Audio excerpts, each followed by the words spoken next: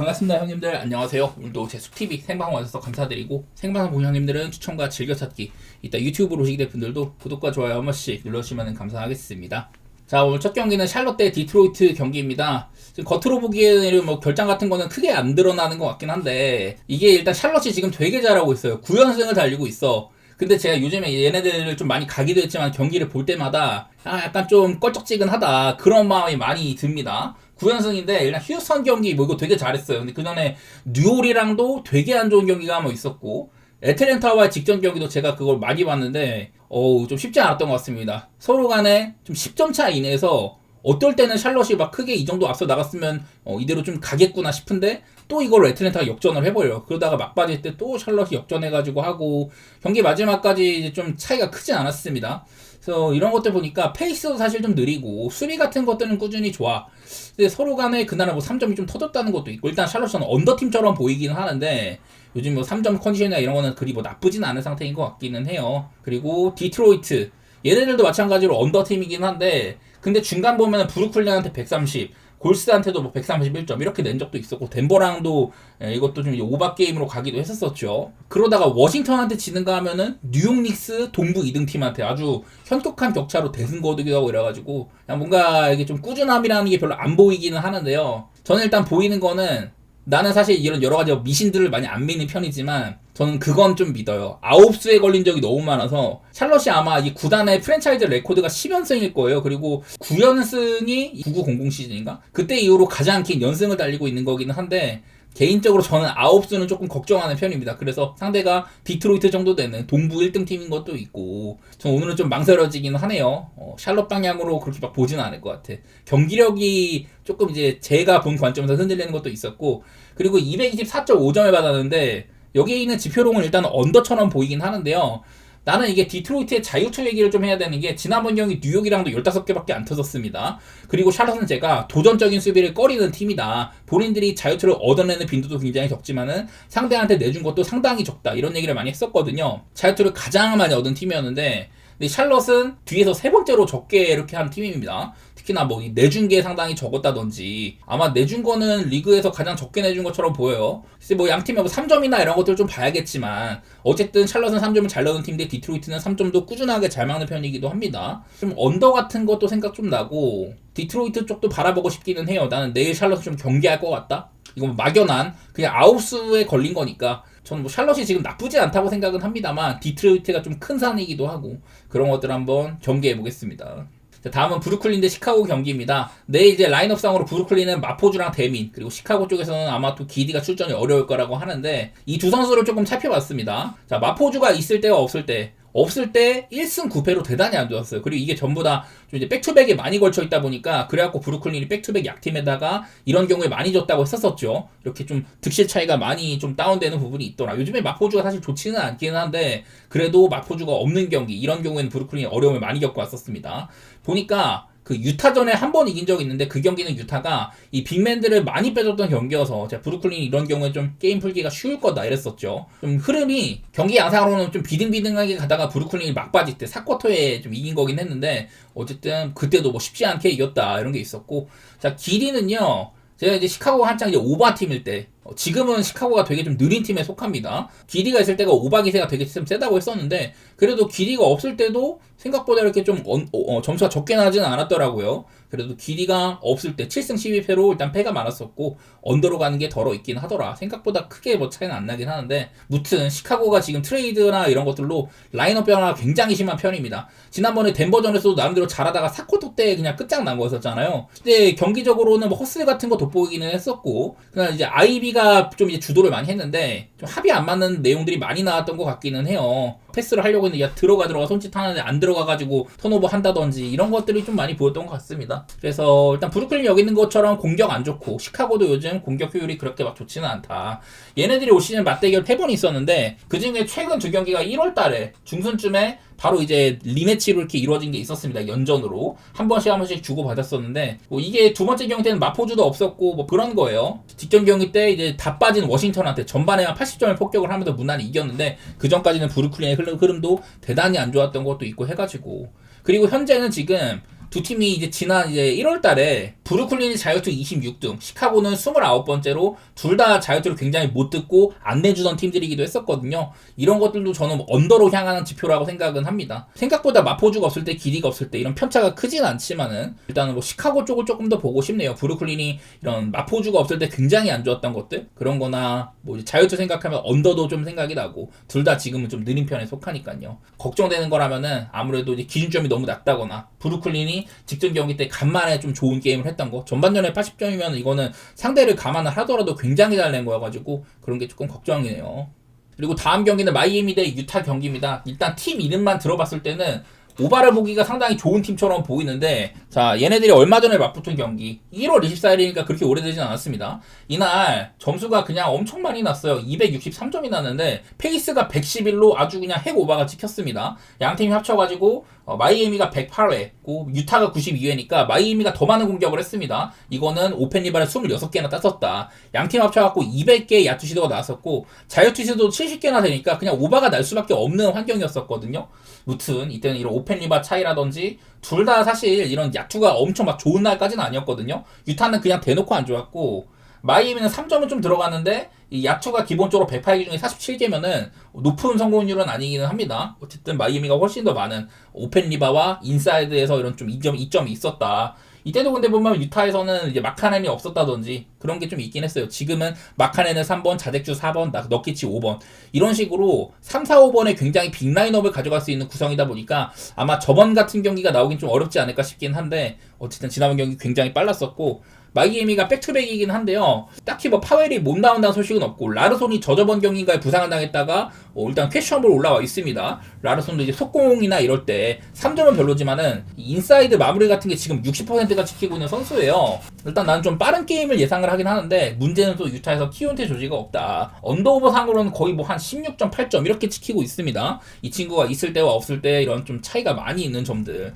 제가 직전 경기 유타의 경기를 조금 보기는 했는데, 그때도 마카넨을 짧게 쓴다던가 자택주랑 얘네들 셋 다 코트 위에 있는 경우, 그런 것들이 막 크게 제가 발견한 건 없는 것 같습니다. 사실 페이스는 114.5로 되게 빨랐는데, 이게 4쿼터에 마카넨이나 자택주를 싹 다 그냥 빼버리면서 유타가 또 지는 작업을 했거든요. 나는 그래서 마이애미 쪽을 보고 싶기는 해. 백투백일 때 안 흔들린다든지 뭐 그런 거는 좋은데, 여기에 있는 것처럼 최근에는 뭐 언더오버 상으로도 245를 바라보기에는 둘 다 좀 점수가 많이 안 나는 것도 있고 해가지고 그게 좀 걱정이네요. 이게 마이애미가 얘네들의 이런 좀 많은 다득점, 그런 플레이 스타일을 살리려면은 일단 리바운드 간수가 잘 돼야 되고, 그리고 좀 턴오버를 많이 이끌어야 되거든요. 근데 이제 콜리어가 나올 때는 키온테 주지보다는 턴오버가 좀 적어요. 그리고 유타는 또 이제 높이가 있다 보니까 오펜 리바를 많이 잡는다는 거는 그만큼 상대의 속도를 억제할 수가 있다. 그래서 마이애미의 이런 트랜지션이 잘 이루어질 수 있을까, 그런 게 걱정이라 가지고 저는 뭐 결장 변수나 이런 걸로 생각을 해도 오바를 보여야 되긴 하는데, 안정성이 많이 떨어지는 경기가 안 돼요. 기준점도 달갑지가 않고. 마이애미 쪽이나 뭐 오바 보고 있긴 하지만 전술적인 형태? 그런 거는 좀 쉬워 보이진 않긴 합니다. 어쨌든 유타가 마지막에는 또 애들을 많이 빼줄 수는 있어가지고 마이애미가 대승을 하는 그림이라면 좀 편하게 갈 수도 있긴 한데, 그 전에 어떻게 될지를 좀 지켜봐야 될 것 같아요. 그 다음은 올랜도 대 미러키 경기입니다. 제가 이제 미러키가 쿵부가 없는 경우를 여러 번 말씀을 드렸었는데, 어쨌든 최근에 3연승을 날렸습니다. 시카고, 뉴욕, 인디애나. 어찌 보면 좀 이제 좀 쉬운 팀들이긴 했지만 홈이기도 했었고, 이제는 원정으로 가게 돼요. 유타는 직전 경기 때 이제 올랜도랑 아주 뭐 빠른 게임을 했다고 했지만은 그냥 야투가 좋지는 않았거든요. 대신 또 자유투를 43개나 얻어냈다. 올랜도는 대표적인 좀 자유투를 많이 얻어내는 팀에 속하죠. 그날 이제 유타가 4쿼터 때 아주 뭐 패작을 해가지고 그냥 꽁승을 먹은 거였는데, 내용 자체는 그렇게 좋지 않았다는 게 있었고, 미러키는 사실 3점이 인디애나와는 별로였는데, 그래도 이제 좀 야투의 숫자 자체는 되게 많은 편이긴 했습니다. 이게 자유투가 적어가지고 야투 숫자로 이어지는 게 있는데, 그날따라 이제 심스 같은 애들, 리바운드 15개에다 블락도 뭐 2개나 하고, 요즘에 이제 벤치에서 피트네스 같은 애들이 꽤나 괜찮아요. 여기다가 이제 또 그 캠 토마스도 와가지고 벤치의 공격력이 조금 더 업그레이드가 될 수는 있다. 뭐 이런 게 있는데, 글쎄 일단 미러키가 라인업 자체로 좀 이제 언더 사이즈이기는 하거든요. 이러면서 캐포주나 롤린스가 인사이드로 뭐 치도를 하는 거, 이런 것들이 좀 쓸모가 있는데, 그런 점에서 올랜도는 뭐 동선 차단이라든지 인사이드가 좀 두터운 이런 팀에 속하니까 상성전에서는 올랜도가 조금 더 괜찮게 봐야 된다고 하는데, 이제 또 미러키가 이제 홈에서 하다가 원정 연전을 하게 됩니다. 원정으로 가면 마진상으로는 11.4점을 손해를 보고, 그리고 구조적으로 미러키는 이 자유투가 굉장히 적은 팀이에요. 최근 이제 5경기 동안 11개밖에 못 얻었습니다, 평균적으로. 그리고 그 기간 동안 상대한테 21.7개를 얻었나 그래가지고 최근 경기 동안 상대한테 자유투 마진이 마이너스 10.7이거든요. 반대로 올랜도는 굉장히 잘 얻어내는 팀에 속한다. 저는 경기 자체는 좀 이제 올랜도로 기울 가능성이 있다고 보는 편이거든요. 근데 미러키가 지난번 인디애나 같이 빠른 팀을 상대를 할 때 닥 리버스 감독이 말했던 게 인디애나는 트랜지션에서 굉장히 효과가 좋고 그 하프코트 오펜스에서는 생산성이 적다. 그래서 우리는 의도적으로 이걸 늦추려고 오펜 리바 시도라든지 1차적인 이런 핸들러 압박을 많이 시도를 했다. 이런 인터뷰를 해가지고 그날 인디애나를 개발랐잖아요. 나는 이런 것들을 봤을 때 올랜도한테도 비슷한 접근법을 선택을 한다면은 어느 정도 효과가 있을 것 같다. 저는 그런 생각을 좀 해봤거든요. 9.5면은 한번 저는 미러키의 프렌을 좀 보고 싶은 마음이 있기는 합니다. 올랜도가 요즘에 좀 이기고는 있어도 사실 상대가 뭐 저준 게임 있다든지 뭐 브루클린 같은 팀들 만난다든지 이런 것도 있어갖고 미러키의 프렌을 한번 보고 싶긴 하네요. 원정이어도 자유투도 문제가 있고 하긴 하지만은. 그리고 219.5로도 좀 언더 생각이 들긴 하는데 이거는 어쨌든 미러키가 올랜도를 많이 좀 막아 세울 거다. 그런데 좀 보는 건데 대표적인 홈에서 좋은 팀, 대표적인 원정에서 안 좋은 팀 이런 팀들이 붙는 건지라서 사실 뭐 프렌도 어렵기는 해요. 9.5라는 숫자는 마음에 드는데 일단은 좀 더 지켜봐야 될 것 같은 경기네요. 자, 그 다음 경기는 미네소타 대 애틀랜타 경기입니다. 미네소타가 백투백이고요. 얘네들이 백투백일 때 뭐 6승 3패로 나쁘진 않았지만 그냥 요즘에 좀 못하고 있습니다. 또 야투가 개조졌어. 이게 기복이 너무 심합니다. 얘네들이. 앤트맨도 그날그날 너무 다르고 디빈첸조 같은 데도 3점 컨디션이 오락가락이 너무 심하고 최근에 여기에는 3점 슛이 뭐 1등이다 이렇게 나와는 있지만 이것도 기복이 엄청나게 심한 상태예요. 그래서 일단 미네소타가 너무 이제 보기 좋은 선택지가 아니야. 좀 요즘에 일정 문제도 약간은 있는 편이기도 하고 그리고 애틀랜타는 지난번에 이제 샬럿과 되게 좀 리드 체인지가 많은 혈전을 치렀었습니다. 그날 이제 3점이 경기 한 3쿼터까지 60% 가까이 터졌어요. 그러다 막바지 때는 좀 안 들어가가지고 그래갖고 졌었는데 그날따라 이제 뭐 NAW가 야투는 별로였어도 어시스트는 많이 기록을 한다든지 젤런 존슨이나 뭐 리시다시에 오콩 이런 애들이 괜찮게 했었습니다. 제가 그전에도 랜데일의 합류로 이런 애틀랜타의 인사이드 문제가 조금 해소된 바가 있었다 했는데 랜데일을 뭐 길게는 안 쓰더라고요. 그래도 오콩가 나와가지고 좀 언더사이드 센터지만은 여러 가지 뭐 강점들을 많이 살린 게 있었는데 그래서 애틀랜타가 저는 경기력이 그렇게 막 나쁘다고 생각은 안 해요. 그리고 지난번 맞대결 때도 이제 애틀랜타가 홈에서 이긴 적이 있었거든요. 그때 좀 대승이었는데 그때 이제 특히나 젤런 존슨 34점이나 기록을 했었고 특히 인사이드 진입이 좀 용이했던 바가 있었습니다. 2점 야투율이 굉장히 좋았던 게 있었거든요. 그리고 이게 미네소타 인사이드의 강점, 뭐 고베어라든지 랜드 이런 투빅을 세운다는 거 이런 것들이 크게 뭐 드러나진 않았던 것 같습니다. 그래서 요즘처럼 미네소타가 좀 이제 안 좋은 면모를 많이 노출을 할 때 나는 그때면은 좀 애틀의 프렌을 좀 보고 싶은 마음이 있고 238.5를 받았는데 이게 애틀랜타가 사실 빠른 팀들이랑 할 때도 이거 오바가 잘 안 나요. 요즘 보면은 일단 트레이 형이 없어지고 난 뒤로는 그렇게까지 오바가 편한 팀은 아니다. 사실 페이스는 그렇게 막 흠잡을 게 없고 미네소타도 빠른 팀이라서 많이 주고받을 가능성이 있는데 여기에다가 미네소타도 홈일 때는 언더로 많이 가는 게 있기도 합니다. 이게 저번에도 이어지기도 하고 이래갖고 참 이제 얼마 전에도 뉴올리언스랑 참 알 수 없는 그런 경기도 하는지라서 그런 게 좀 걱정이네요. 개인적으로는 애틀랜타의 프렌이나 언더 생각 중인데 솔직히 언더는 뭐 그날그날 좀 다를만도 하고 미네소타가 워낙에 이게 좀 얘네를 안 좋게 보면 또 살아나고 좋게 보면 또 죽고 기복이 너무 심한지라 사실 선택하기엔 별론데 막연하게 애틀랜타의 프렌 같은 거 그런 거는 좀 생각해보고 싶네요. 자, 그 다음 경기는 뉴올리언스 대 세크라멘토 경기 있습니다. 자, 방금 말했던 미네소타와 경기 때 그날 뉴올리언스가 전반전에는 사실 크게 밀렸었는데 후반전에 제가 이거를 그냥 오바 찍고 나왔어가지고 무난하게 이거 오바 나겠구나 이랬는데 갑자기 후반전에 미네소타 공격이 확 죽고 뉴올리언스가 이걸 역전까지 뒤집은 경기가 있었습니다. 대역전승이 있었고 그날따라 뭐 트머삼이나 자이언, 베이, 뭐 데리 퀸까지 전부 다 나쁘지 않았던 경기가 있었어요. 그리고 이제 세크라멘토 쪽에서는 요즘 이제 선발 라인업에 클리포드를 저번에 써본다든지 내일도 이제 보면은 뭐 몽크나 라빈이 나오지가 못할 거다. 헌터도 눈부상 때문에 못 난다고 하는데 세크라멘토가 지금 아마 사보니스도 또 빠질 수가 있어요. 지금 이제 뭐 클리포드나 뭐 카드웰, 뭐 플라우드 이런 애들 막 섞어 쓰고 있는데 클리블랜드한테도 프렌을 했었습니다. 사실은 막바지 때는 좀 앞서가는 기간도 좀 있었고 그날 드로자는 16개 중에 4개밖에 못 넣는 팀에 이제 가장 많은 야투를 시도한 선수가 안 좋은 날이었는데도 되게 잘했거든요. 어쨌든 요즘 보면은 특히나 4쿼터 때 개판 라인업을 내보낸다든지 이런 경우가 되게 많아요. 지금 세크라멘토가 12연패에다가 원정은 13연패 중 이런 팀이고 둘 다 지금 하위권에 있어요. 14등 15등인가로 알고 있는데 근데 뉴올리언스는 올 시즌 픽이 없습니다. 그러니까 세크는 대놓고 테이킹을 하는 팀이지만 뉴올리언스는 전혀 그게 아니라는 거거든요. 어찌 보면은 요즘에 뭐 그 미네소타 잡은 경기도 있었고, 아까 말했던 사딕베이 같은 얼마 전에 한번 고꾸라진 적이 있지만은 넓게 봤을 때는 굉장히 좋은 이런 모습을 보이고 있기도 하다. 팀도 지금 4승 4패로 나쁘지 않고 이래갖고 저는 사실 그냥 뉴오를 좀 더 좋게 보기는 합니다. 세크라멘토가 이길라는 생각이 별로 없을 것 같아요. 이 연패가 너무 길다 보니까 한번 끊고 갈 필요는 있는데 어쨌든 라인업상으로도 주전 자원들을 길게 쓰지 않은 팀이다. 이게 뉴올리언스가 요즘에도 이제 페이스상으로 한창 이제 감독 바꾸고 빨라졌던 시기랑 해가지고 되게 빠른 팀이라고 했는데 지금은 페이스가 최근 7경기 19등이거든요. 그리고 세크라멘토도 21등으로 이 멤버 변화가 많아가지고 애매하지만 어쨌든 둘 다 좀 페이스는 느린 편에 속한다. 요즘에 여기 있는 것만 봐도 둘 다 점수가 많이 안 나는 편에 속해가지고 언더도 한번 생각해 보도록 할게요. 제가 지난번에 세크라멘토가 이런 인사이드 수비, 페인트 실점이 되게 아쉬운 팀이라는 얘기를 많이 했잖아요. 최근 10경기 정도로 가지고 왔는데 뉴올리언스 역시 12월달 이후로 얘네들 28등, 29등으로 페인트 실점이 많았던 팀인데 둘 다 이렇게 12등, 11등으로 최근에 페인트 실점도 적은 편에 속하기도 합니다. 어쨌든 뭐 저런 것도 언더 지표 중에 하나로 볼 수는 있을 것 같고. 자, 그 다음은 덴버 대 클리블랜드 경기 있습니다.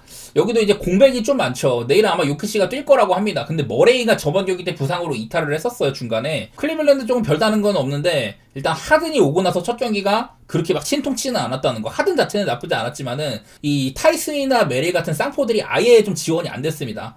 그리고 하든이 클리퍼스 시절에는 되게 팀이 그냥 리그에서 가장 느린 템포의 팀이었는데 클리블랜드에서 온 세크라멘토전은 102.5로 그렇게 막 늦게 지키지는 않더라고요. 그날따라 뭐 벤치가 별로인 것도 있지만 어쨌든 클리블랜드가 쉬운 상대인 세크라멘토도 뭐 이게 좀 제압을 잘하지 못했다는 게 있었고, 덴버는 사실 3쿼터까지는 시카고랑도 되게 비딩비딩했었어요.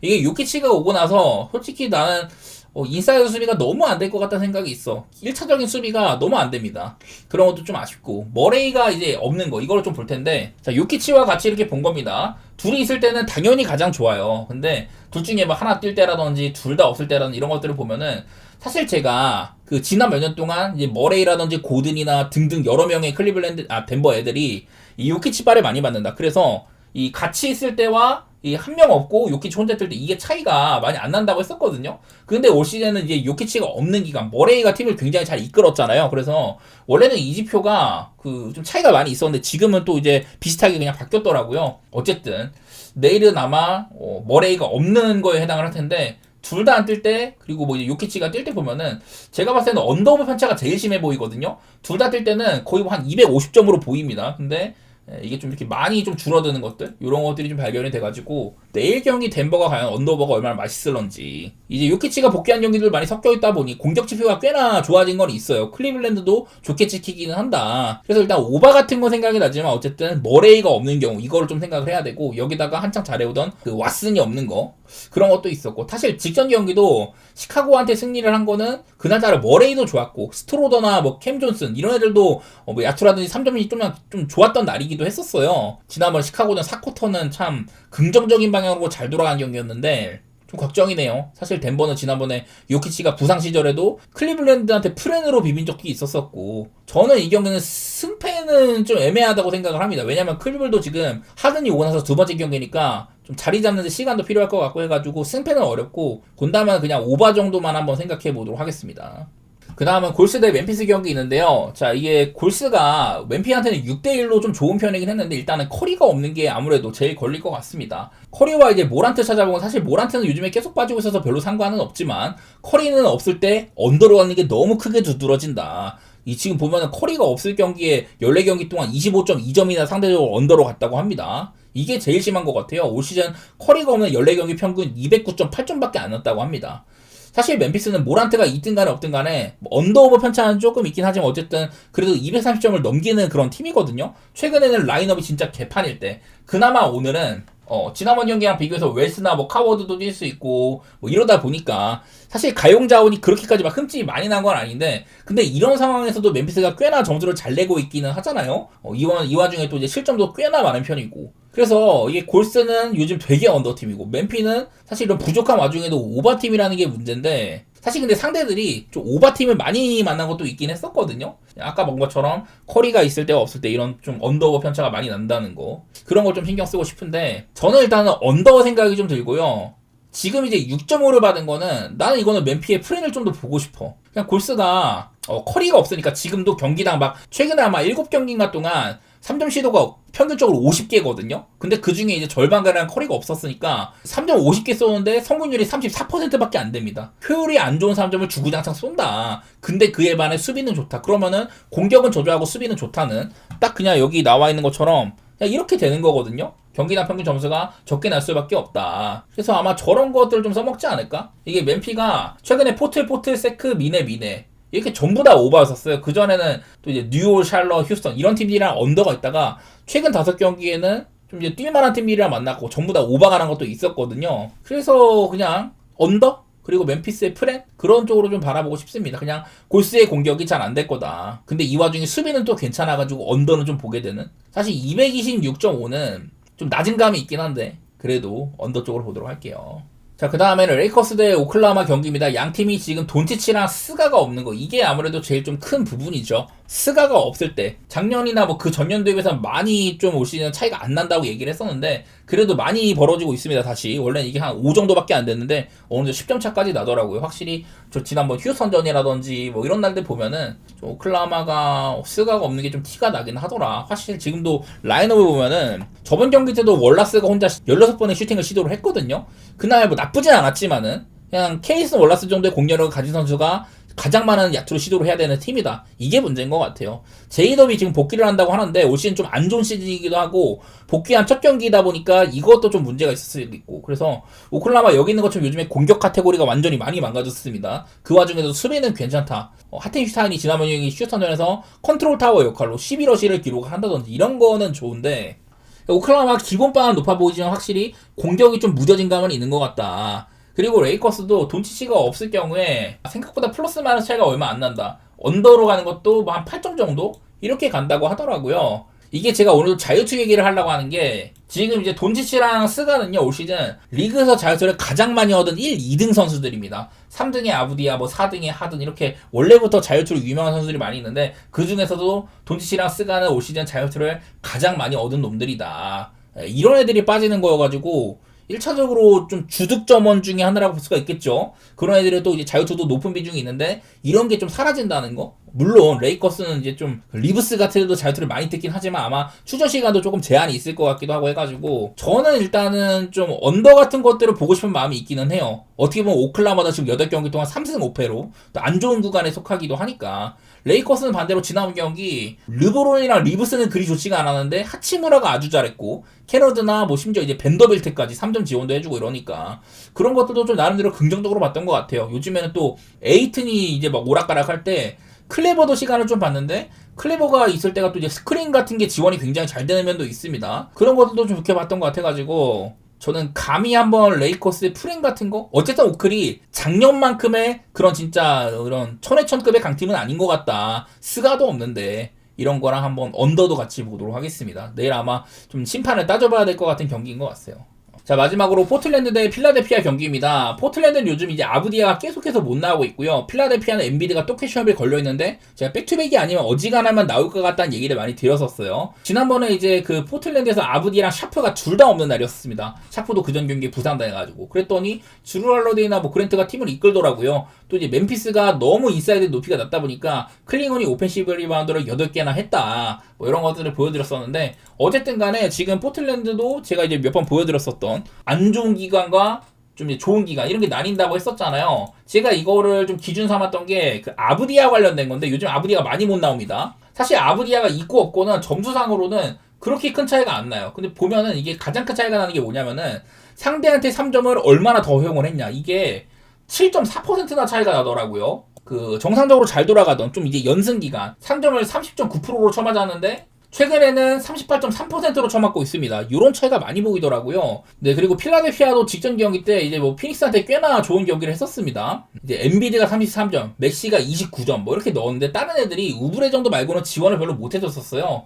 그래도 어쨌든 그 경기도 뭐 이제 프레는 고사하고 그냥 역배까지 띄워줬었다. 자유투를 34개나 얻어냈다. 뭐 그런 게 좀 결정적이었었죠, 그냥. 아무래도 그냥 요즘 엔비디가 너무 잘하니까 내일도 백투백이 아니지라서 어지간하면 나올 것 같은데 최근 10경기 동안 뭐 득점이면 득점 지금 보면 뭐 3점도 53%로 꺾고 있다고 하더라고요. 최근에는 여러 가지 것들이 많이 살아나고 있는 와중에 있다. 그래서 아마 내일은 제가 봤을 때 아브디아는 또 못 나올 수도 있고 엔비드는 출전 가능성이 있는 경기거든요. 두 선수 모두 다 일단 아브디아는 생각보다 차이가 크지 않습니다. 이 친구가 있을 때 없을 때 공격 차이가 클 거라고 했는데 얘가 아예 빠진 경기에서는 그렇게 뭐 큰 차이까지는 없더라고요. 또 아브디아가 없는 거는 자유투를 많이 못 뜯는다. 이거에도 좀 영향이 있고 아까 봤던 그 돈티치나 스가 다음으로 자유투를 많이 뜯은 놈인데 아브디아가 없을 때는 자유투 시도 횟수가 많이 줄을 거다. 이런 것도 있고 엔비드는 아마 저는 내일 뛸 거라고 보는데 특히 요즘 좀 좋았던 기간에서는 엔비드가 있을 때가 확연하게 9.2점가량 경기력이 좋아지고 7점가량 오바로 가더라. 이런 것들이 있거든요.